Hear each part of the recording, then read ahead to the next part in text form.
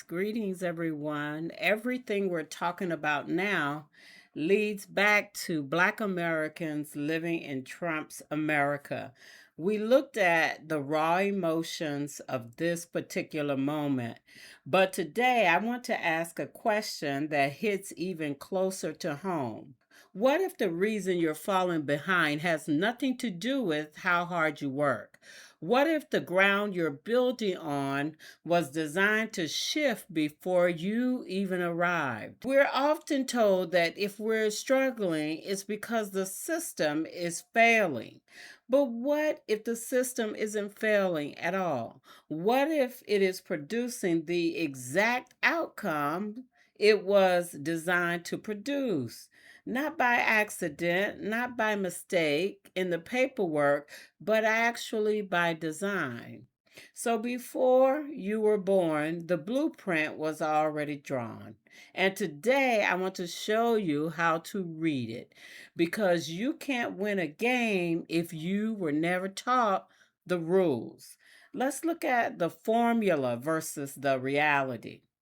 Most of us were raised on a single formula: work hard, stay focused, follow the rules, get your education. That was the survival guide passed down from generation to generation. But what happens when you follow every single rule and the door still will not open? What happens when you qualify for the loan, but the computer says no? That's the moment we start blaming ourselves. We ask, what am I doing wrong? That's the wrong question. The better question is, what system am I inside of? Personal responsibility is real, but personal responsibility inside a rigged game is not the same thing as freedom. If you don't understand the structure, you can spend your whole life apologizing for outcomes that were never your fault.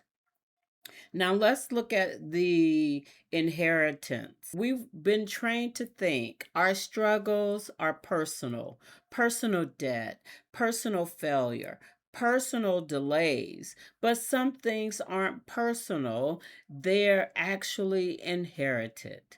Think about a property deed from 80 years ago. You didn't write it, you didn't sign it, but the redlining code on that old piece of paper might be the reason your neighborhood lacks investment today. Think about an old lending map, a restrictive covenant, or a property record from decades ago. This may still help explain why one neighborhood received investment while another was left wanting. That's how systems work. They don't restart just because, as a new generation is born, they evolve. They change their language. They rebrand. But if the foundation stays the same, the results repeats itself. You can inherit more than just land or money. You can inherit a story written by someone else, a story told through paperwork, courtrooms, a quiet rule that decided who gets funded and who is told to wait. People often ask, if leaders change, why doesn't my life change? This is how the game actually stays alive. It's because systems aren't built on emotions or even people. They are built on procedures. A person can leave an office, but the policy stays in the desk drawer. A judge can retire, but the legal standard they set stays on the books for decades. This is how the system becomes invisible. It becomes normal or normalized. We stop questioning the maze. We just turn to run through it faster. We adjust our dreams, we adjust our voices, and we start believing that this is just how the world is. but it's not natural. It was written, and if it was written, it can be read. So let's talk about the hidden blueprint. Think of power like a building. You don't see the blueprint when you walk in, but the walls follow it. The exits follow it. Your entire path is determined by a drawing you actually never saw. So in America, the blueprint is administration, or often hidden in the paperwork. It is not always in your face, it's low key. It's a legal definition that categorizes you. It's a credit score that defines you, your value, and it's a zoning law that limits your access, a form, a category, a record. Things that look small on paper can decide how far a person is allowed to go.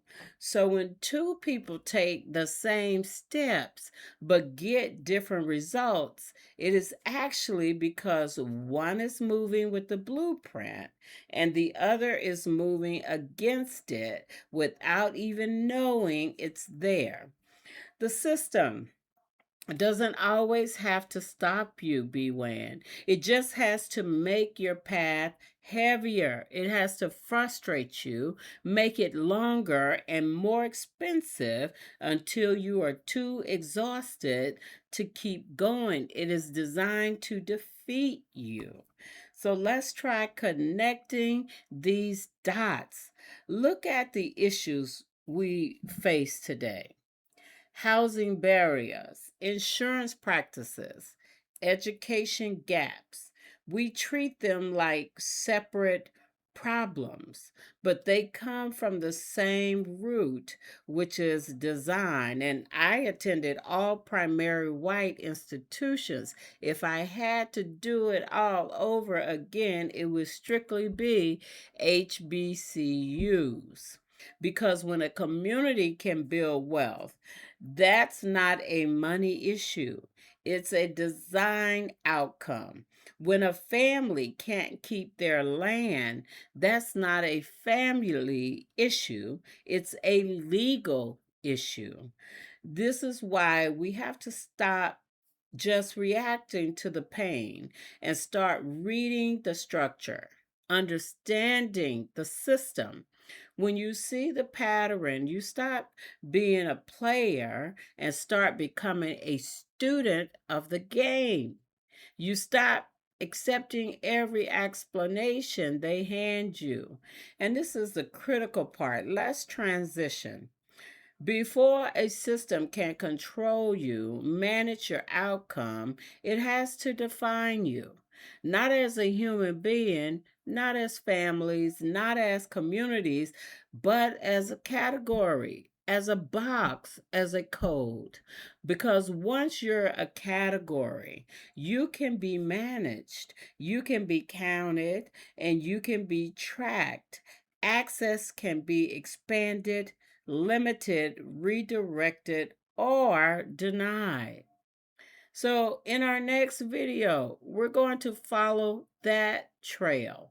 We're going to look at the documents that decided what to call you before you ever had a chance to speak for yourself. Because once you understand why the box was built, you understand why it was never just a box. I'll see you on the next video. The America we never, ever signed up for. If you want to understand how this started, watch this next. The America we never signed up for, and the census is not the Constitution. Now that you understand the system was built, the question is, how did it become so precise? Because systems don't control people until they define them. Enthusiasts. If this gave you clarity, share it with somebody who needs understanding for what they've been feeling. At BWise African Network, we don't chase comfort, We build truth, strategy, and unity for Indigenous, Black, and African Americans.